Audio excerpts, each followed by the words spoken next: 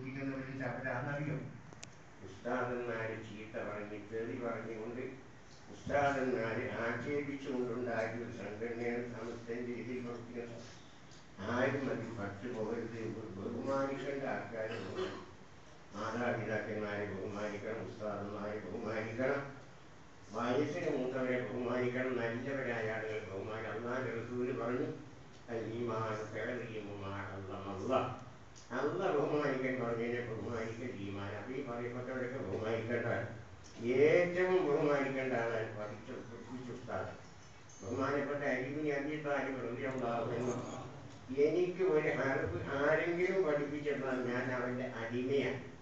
അടിമ എന്നുള്ള നിലയ്ക്ക് എന്നെ കൊണ്ട് വിടുക്കുകയാണെങ്കിൽ എനിക്ക് അങ്ങേയറ്റ സന്തോഷം. ആരാണ്?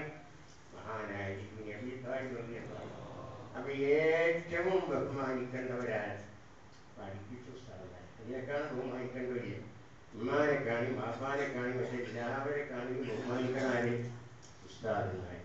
ആ ഉസ്താദന്മാരെ ചീത്ത പറഞ്ഞ് തെറി പറഞ്ഞ് അവരുടെ പേരിൽ കേസ് കൊടുത്ത് ഞങ്ങളാണ് വായിച്ച് നടക്കുന്ന ഒരു കൂട്ടൻ. അവരാരാണ്?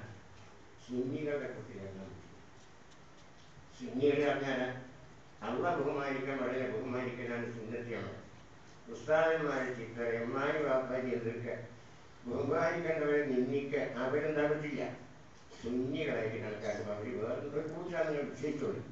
ഏതായിരുന്നാലും കുഞ്ഞു മക്കളെ ഇതൊന്നും പെട്ടുപോയത് നിങ്ങൾ എന്ത് വേണം? സമസ്തയ്ക്ക് വേണ്ടി പ്രവർത്തിക്കണം.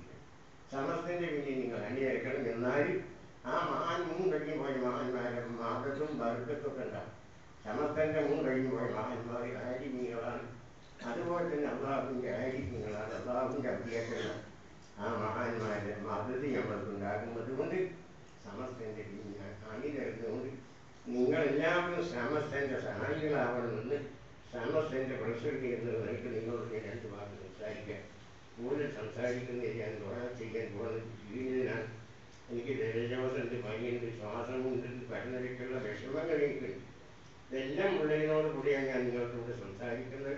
ഈ കാര്യം നിങ്ങൾ മനസ്സിലാക്കണം. നിങ്ങൾ അള്ളാഹുവിനെ ഓർത്തുകൊണ്ട് അള്ളാഹുവിൻ്റെ ദിക്റുകളും സ്വലാത്തുകളും അംഗീകരിപ്പിച്ചുകൊണ്ട് തെറ്റുകളും കുറ്റങ്ങളും ചെയ്യാതെ ജീവിക്കണം. എന്നാൽ അള്ളാഹുവിൻ്റെ പൊരുത്തം ഉണ്ടാകും. നല്ല പോലെ നമുക്ക് മരിക്കാൻ കഴിയും. റഹ്മാനായ റബ്ബ് ഒന്നിക്ക് ചെയ്യട്ടെ.